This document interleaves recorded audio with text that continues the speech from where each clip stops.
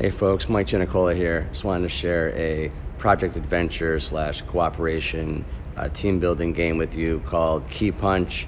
It's an older game, been around a long time, but a lot of people don't know about it, and my students have really enjoyed it this week, and my principal really said it was a wonderful lesson with some math built in, so here we go. All right, so here we have our essential questions for what we're doing. This is for grades 3, 4, 5, and 6 for me. It can work for upper grades as well.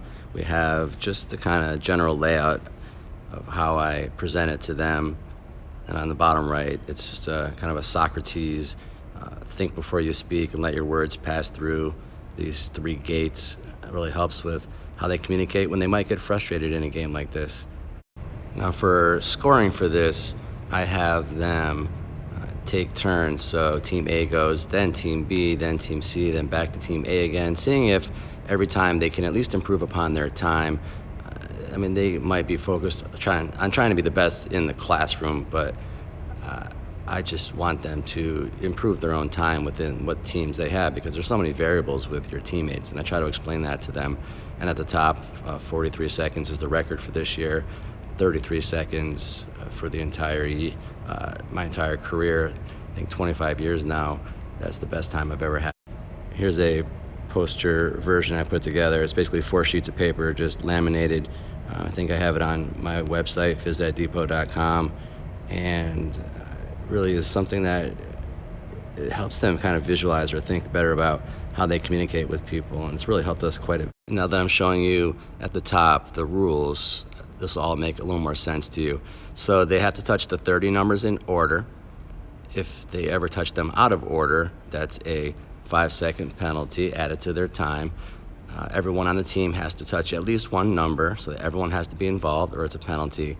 And the one that gets them the most is only one person is allowed inside the circle, the computer case, at a time. So if someone is in there and someone else steps in, that adds a penalty. So it's really tough for them to just learn that patience. And they do get it. I try to explain to them that letting someone have an extra second to get out is far better than adding 5 seconds to your time. And now here's how we set up the game board. The whole narrative here is that they are tech repair companies trying out for Google. The team that has the best time would get the $1 million yearly annual contract to be the main repair company for Google, whatever storyline you like. The main name has been Keypunch for this over the years. I call it supercomputer, and the circle is the computer case. You put 30 numbers inside. I use, for the first lower numbers, I like to add squares in for some of the numbers, and I spread them out. I try to make some basically consecutive numbers in a row so that there are nice little 1, 2, 3 combos that they can get, sometimes 4 or 5 combos in a row. For example, they might go on to 3, then step on 4, step on 5, and get out. Whereas if they stepped on 1 and got out, another student stepped on 3 and got out, and 5, it would take a lot of time. So overall, this is kind of a great math-based, looking for patterns, activity.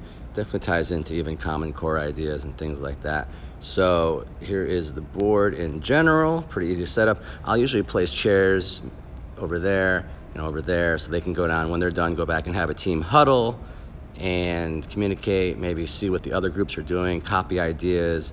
I try to explain to them that happens in business all the time. I just want to say that overall, my grade 6 students have been really tough this year, not really appreciative of much, anything that we put into their lessons, and at first they gave this game kind of a very sketchy, sussy look, and then by the end of class they were begging me to have another try at this. So they really did enjoy it once they got into it and understood how it works. I was very surprised, but because again, this group has been really challenging. So they loved it, and I'm hoping your students do too.